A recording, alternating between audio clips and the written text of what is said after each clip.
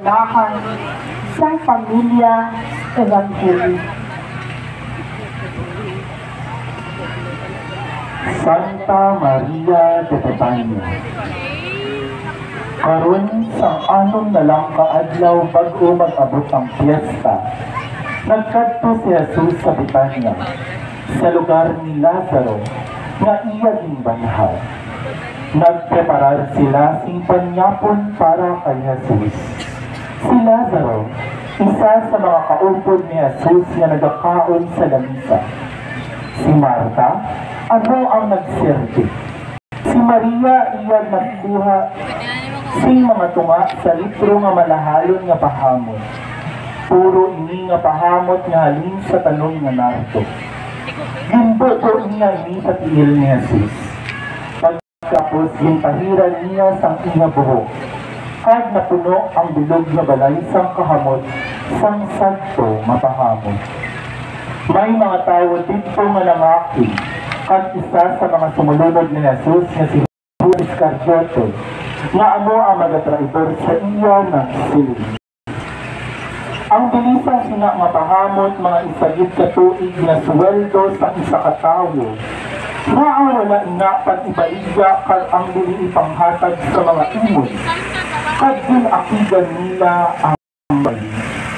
Pero nagpiling sa Jesus sa ila nga ginahilap pa ninyo siya, pabaliin lang ninyo siya. Maaga ining iya ginahilo sa akon, ini nga babayi naghilo ang iya masarangan para sa akon.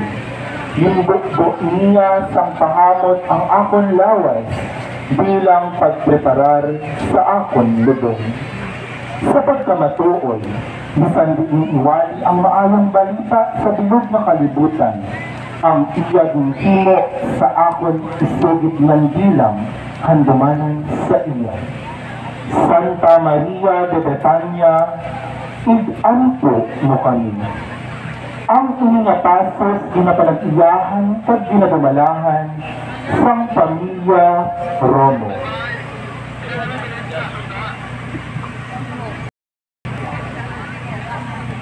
Santa Marta de Betania, hermanay disipula de nuestro Señor.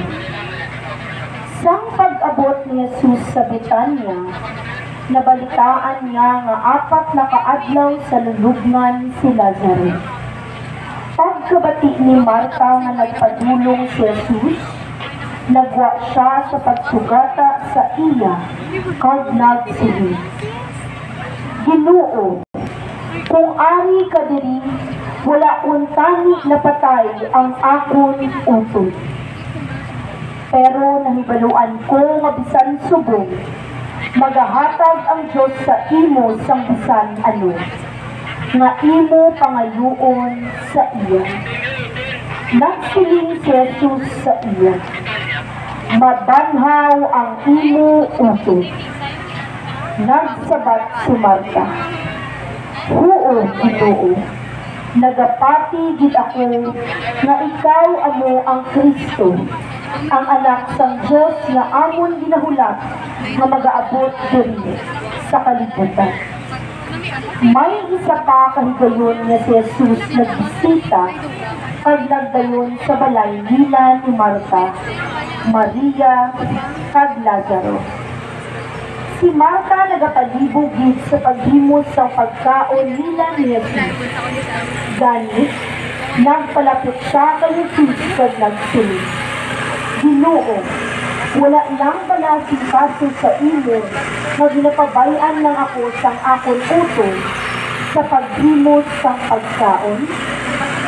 Abi hambaliman siya nga buligan niya ako. Nagsabat ang Ginoo sa iya, Ikaw, Marta, madamo nga butang ang imo ginapaligban. Isa ka butang gid lang ang kinahanglan, kag amo ini ang ginpili ni Maria nga labing maayo, kag wala sing may makakuha sini sa iya. Si Santa Marta de Betania, isa sa mga babae nga nagtinlo ang naghanda sang bangkay ni Ginoong Jesus. Antes ini siya ilubog.